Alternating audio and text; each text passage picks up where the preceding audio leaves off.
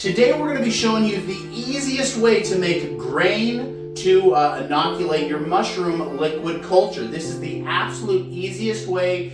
Everybody complicates it, and I promise you when it comes to lion's mane, oyster, king mushroom, enoki, chestnut, we have done pretty much all the mushrooms. This technique works flawlessly. Don't overthink it. We have oat here. This oat I have sitting in a 5-gallon bucket inside a larger pot. I have added, I did about this much dry grain, filled up that bucket about that till it was about that much. And we have soaked it overnight. So it is around 9 a.m. now. I put this in at maybe like 4 or 5 p.m. Give or take a couple hours, it just doesn't matter. Don't overthink it. So what I've done here, this 5-gallon bucket, I put holes in it, so if I lift it, it kind of drains a little bit, just so I don't get so much water everywhere. Well, what I need to do first is this guy, I'm going to kind of put cockeyed in, so it'll still drain, but it'll lose grain down the sink. So I'm going to quickly transfer to the sink. Now I'm going to dump it out. And this stage, it doesn't need to be sterile, guys. This doesn't matter right now because we're not autoclaving yet. We will autoclave. And if you can see the inside of that, we're going to take the sprayer, get all that nice out. Okay, that's it. Next, there's still grain in this guy, so I'm going to pour that in there to get rid of all that grain.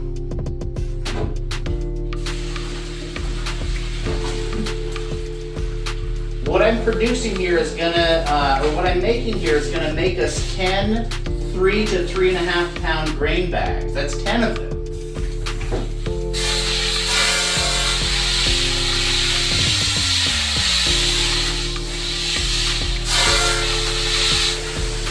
From a 50, so you buy this oat from your feed store, and it generally comes in 10 or 50 pound bags of dry. And I can produce about 25 of these, of the 3 to 3.5 pound bags per 50 pound grain bag.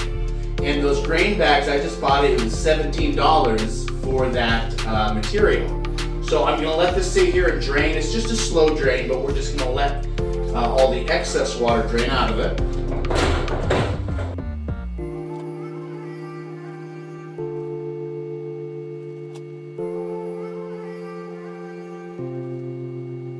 Let that drain in total really like 6 minutes, and maybe you could go faster, but we're just trying to get the excess water out. I get 3 towels. This grain, now just confirming we don't have any standing liquid, we do not. So I'm just gonna take a towel and run it through here, and I'm just trying to like touch all the grain to get any excess moisture off the grain.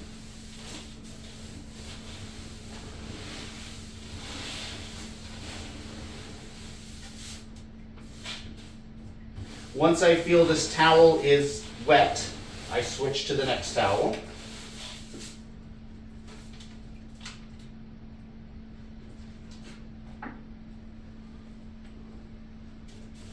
And I promise you, this is just the easiest method. No boiling, no like putting this on screens and air drying. I'm sure that works, but this is just the easiest method. Too many people complicate things. And I've tried all those techniques, boiling and all that, and then I tried this. I was like, well, that's pretty easy.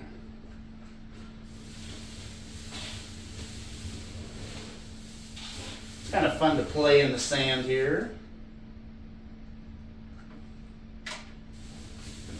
It's like a twig or something.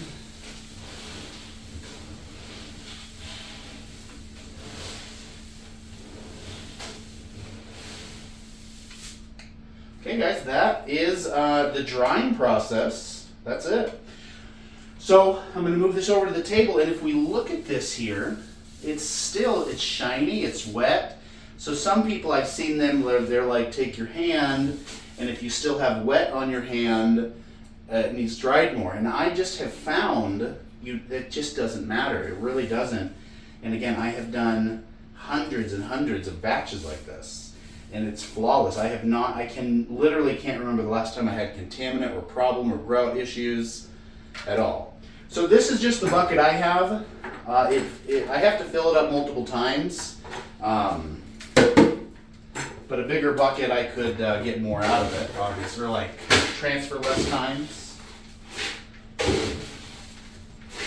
It's just the bucket I have on hand. So we're going to move this over to our table, and I'm going to portion this out. All right, we're to our workbench here. We have our scale. We have our 7-pound 0.2 bags. I have found or read that the 0.2 is better for grain because grain has to be perfect. You can't allow any contaminant with grain. Where substrate, you can have traces of contaminant. Not that you want that, not that that's something you want to practice, but substrate doesn't have to be as sterile. So we want to have a better patch for the grain, the 0.2. It's about 4 cups. Gets me to where I want to be. But then we're going to weigh it, then add in as needed. That was a little light. But so we're going to do anywhere from 3 to 3.5 pounds per bag.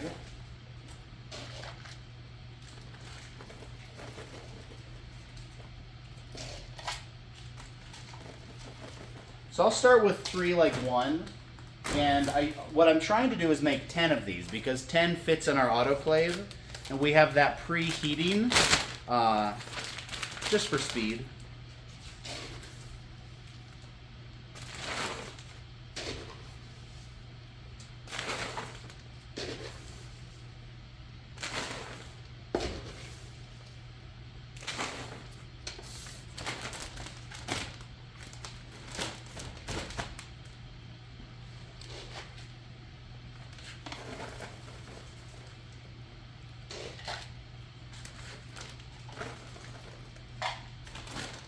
So we're going to portion up 10 of those again. Really no tricks here. Again, this grain is wet and all that crap. I run Much Better mushrooms. I run all 4 walls, and then occasionally I'll do little side gigs to make extra money. And this is just my struggle and successes and process behind running businesses. And to me, I think more people should do this because it's kind of fun. It's kind of like you control your own destiny, and it's fun to kind of do your own thing. You go put more grain in this.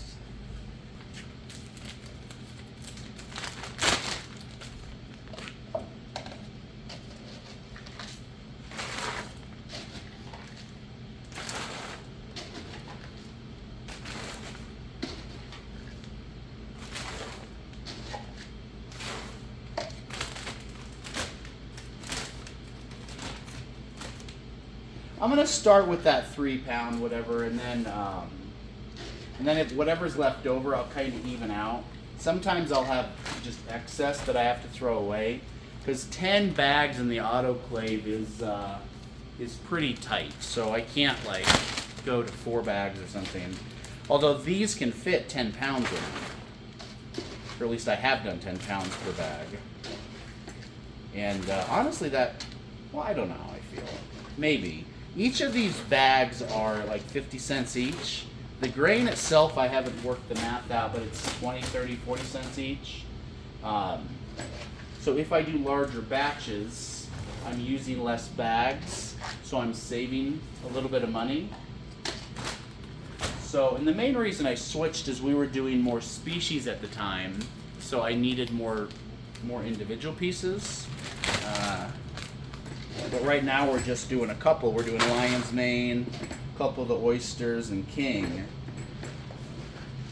So maybe for cost reasons I could save, I don't know, $3 a week or something.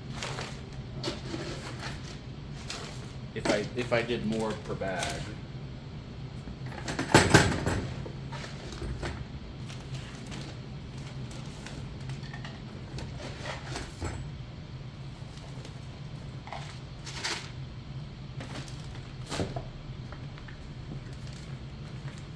this process, this current process that I'm doing doesn't need to be sterile.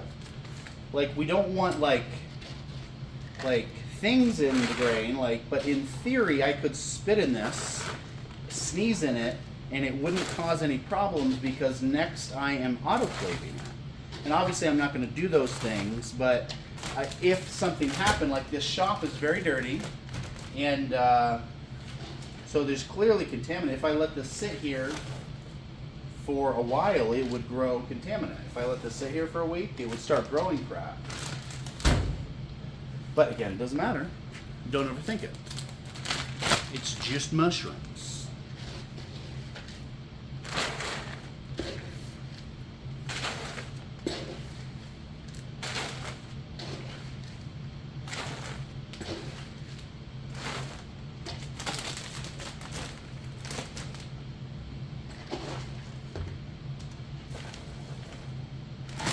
Alright, so we have 1, 2, 3, 4, 5, 6, 7, 8, so 2 more.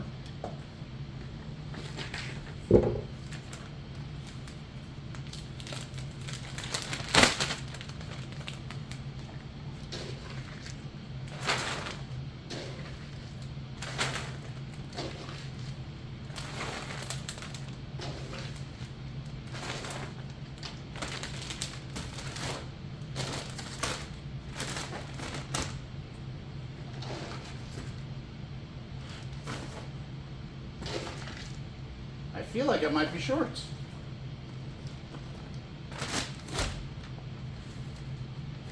This one might not be 3 pounds.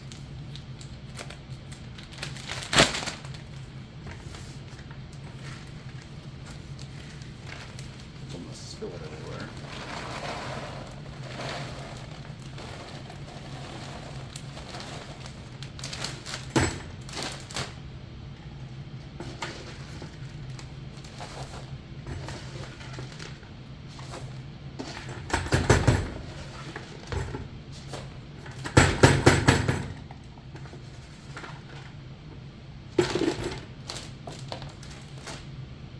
Two, 3.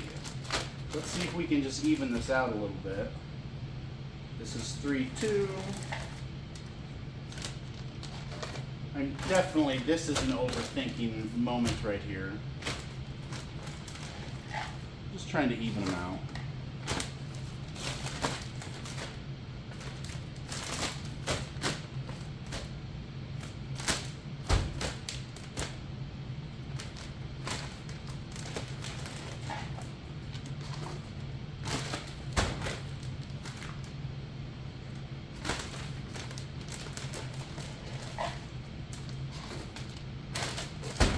Well, funny story, my landlord come into the shop here.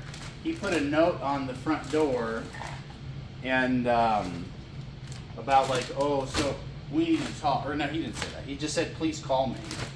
And so I called him, he didn't pick up, and then he texted me and said, yeah, give me a call, or whatever. And I was worried that it was gonna be 3 pounds, that it was gonna be about the TV I had out there. And I was like, crap, I have to take it down. That might be a problem. And he just wanted to talk about, I don't know, maintaining the HVAC or something.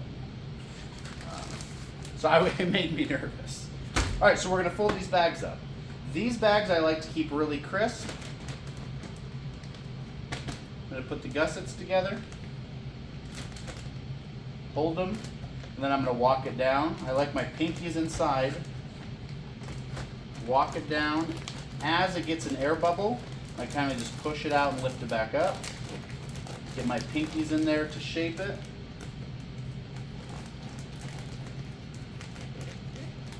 Now, because they're so tight in the autoclave, these really need to be nice and neat and flat. So I'm going to take it and I'm going to lay on it. And then I fold it over, and that kind of creates a little vacuum, like a little brick kind of.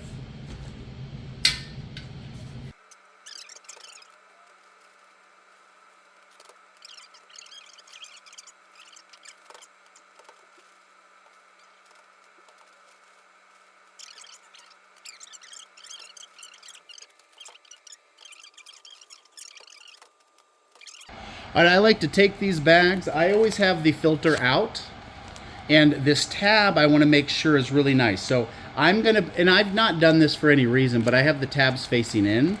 So I'm gonna lay it so that tab doesn't get messed up, or the fold. And I lay two like this. And then I lay two on the other side.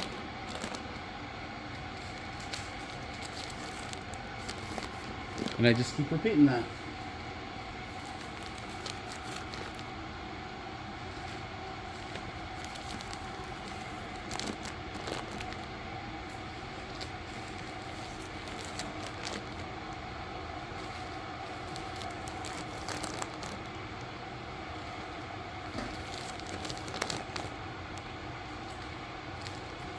Okay, we have all 10 loaded. Let's back you up.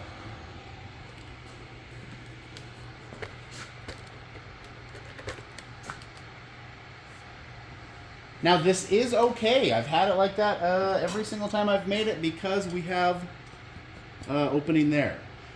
So we want to make sure this little vent is in that canal.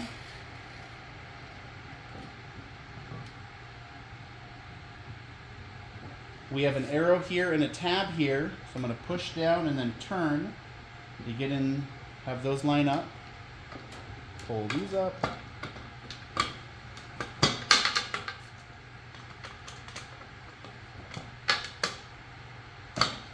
So what I'm going to do is softly tighten it so this gap is kind of even throughout.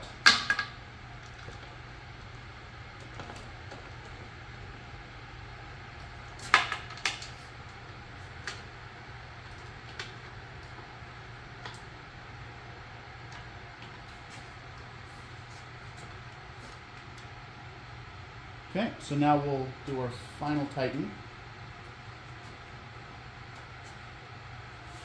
Just going to check it. All right, so this is how I do it, and it's worked for me every time. I have it turned off, or the pressure gauge, engaged. So I'm going to wait till it's probably like 10 psi. Then I'm just going to bleed this one time. And I started doing one time, and I have found that you don't need more. So I'm going to bleed this one time just for a few minutes, and that's going to kind of let the unit burp a little bit so the pressurization is more even. And then the grain I'm going to cook for 2.5 hours. So it's going to come up to 10 psi. I'm going to burp it.